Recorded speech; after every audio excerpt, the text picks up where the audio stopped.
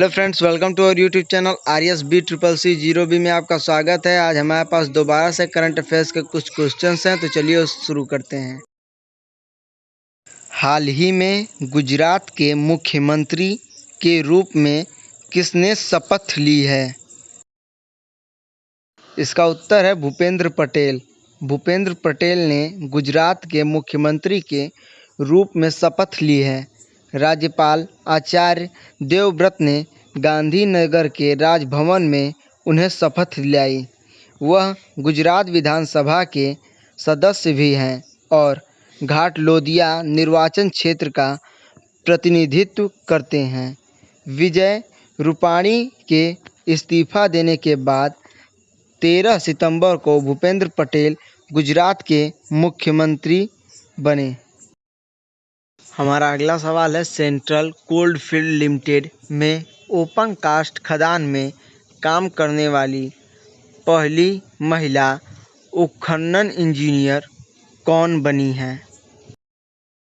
इसका उत्तर है शिवानी मीना। शिवानी मीना एक IIT जोधपुर की पूर्व छात्रा, कोल इंडिया की शाखा CCL सेंट्रल कोल्डफील्ड लिमिटेड में एक ओपन कास्ट खदान में काम करने वाली पहली महिला उत्खनन इंजीनियर बन गई हैं। वह CCL यानी सेंट्रल कोल्डफील्ड लिमिटेड की रजरप्पा परियोजना में तैनात होंगी, जो कोयला खनन दिग्गज के महत्वपूर्ण उद्यमों में से एक हैं। अब बढ़ते हैं अपने अगले सवाल की ओर। लेबनान के नए प्रधानमंत्री के रूप में किसे नियुक्त किया गया है? इसका उत्तर है नजीब मिकाती। नजीब मिकाती लेबनान के सबसे अमीर आदमी देश के प्रधानमंत्री बन गए हैं। उन्होंने यह पद पहले भी 2 बार संभाला है। इससे पहले तत्कालीन प्रधानमंत्री हसन दीब ने 4 अगस्त सन 2020 को बेरूट में बड़े पैमाने पर विस्फोट के बाद इस्तीफा दिया था। इस विस्फोट ने बेरूत बंदरगाह और आसपास के क्षेत्र को नष्ट कर दिया था। अनुचित तरीके से संग्रहित अमोनियम नाइट्रेट के कारण हुए विस्फोट में 203 लोग मारे गए। कम से कम 6000 अन्य घायल हो गए और लाखों डॉलर का नुकसान हुआ। हमारा अगला सवाल है, मोरक्को के प्रधानमंत्री के रूप में किसे नियुक्त किया गया है? इसका उत्तर है अजीज अखनौच। मोरक्को के राजा मोहम्मद VI ने national rally of independence RNI party के अजीज अखनौच को प्रधानमंत्री नियुक्त किया है और उन्हें सरकार बनाने के लिए कहा है।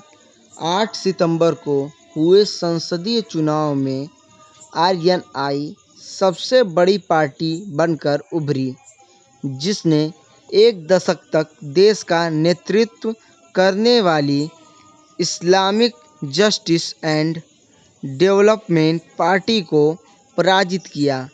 मोरक्को में निर्वाचित राजनेताओं के पास केवल सीमित शक्तियां हैं, क्योंकि प्रमुख निर्णय सम्राट के हाथों में रहता है।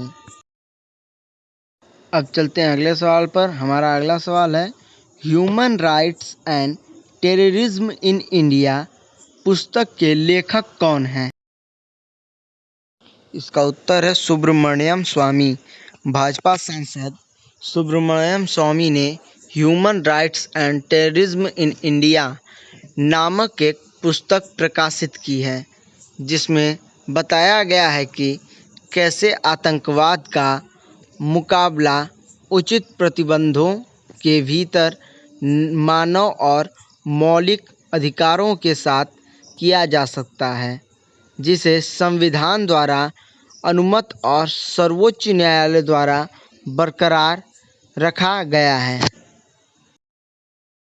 हमारा अगला सवाल है, हाल ही में दिल्ली सरकार द्वारा लॉन्च किए गए पर्यटन ऐप का नाम क्या है? इसका उत्तर है देखो मेरी दिल्ली ऐप।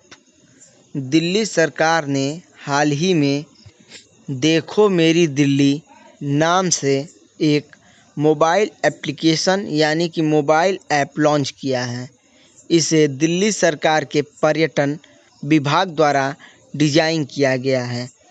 इस एप्लीकेशन को दिल्ली में पर्यटन संबंधी सभी सूचनाओं के लिए वन स्टॉप सेंटर के रूप में कार्य करने के लिए डिज़ाइन किया गया है। हमारा अगला सवाल दिया है, त्रैमासिक रोजगार सर्वेक्षण देश के कितने क्षेत्रों की रोजगार और संबंधित जानकारी प्रदान करता है? इसका उत्तर है 9। केंद्रीय श्रम एवं रोजगार मंत्री भूपेंद्र यादव ने श्रम ब्यूरो द्वारा तैयार 2021-22 की पहली तिमाही के लिए तिमाही रोजगार सर्वेक्षण जारी किया है।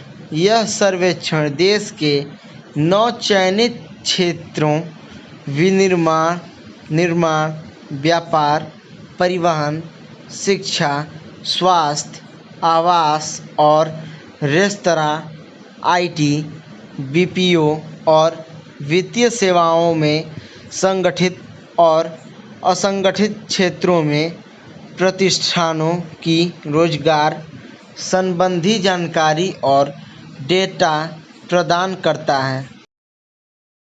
हमारा अगला सवाल है, वर्तमान में लागू की जा रही विदेश व्यापार नीति की मूल अवधि क्या थी? इसका उत्तर है 2015 से 2020। भारत सरकार ने विदेश व्यापार नीति 2015-2020 की अवधि को मार्च 2022 तक बढ़ाने का प्रस्ताव किया है। यह नीति मूल रूप से 31 मार्च सन 2020 को समाप्त होनी थी। इस नीति को पहले एक वर्ष के लिए मार्च 2021 तक और आगे सितंबर 2021 तक बढ़ाया गया था। हमारा अगला सवाल है, हाल ही में खबरों में रहा आकाश प्राइम क्या है?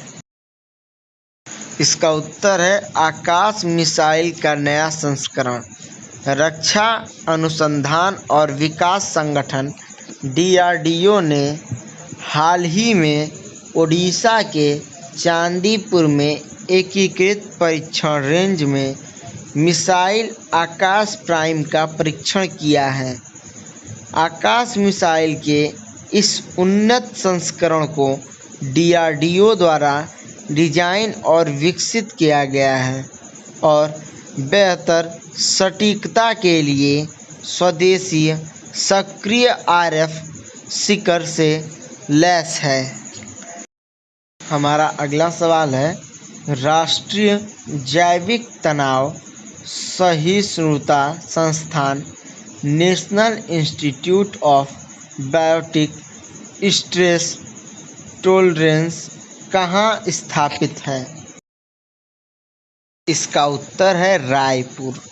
National Institute of Biotic Stress Tolerance ICAR के तहत एक डीम्ड यूनिवर्सिटी है जो रायपुर में स्थित है। यह संस्था 2012 में अस्तित्व में आई थी। यह संस्था हाल ही में खबरों में है क्योंकि रायपुर में इस संस्था का नया परिसर प्रधानमंत्री नरेंद्र मोदी द्वारा राष्ट्र को समर्पित किया गया था। इस कार्यक्रम के दौरान PM मोदी ने 35 जलवायु अनुकूल फसल किस्मों को भी समर्पित किया।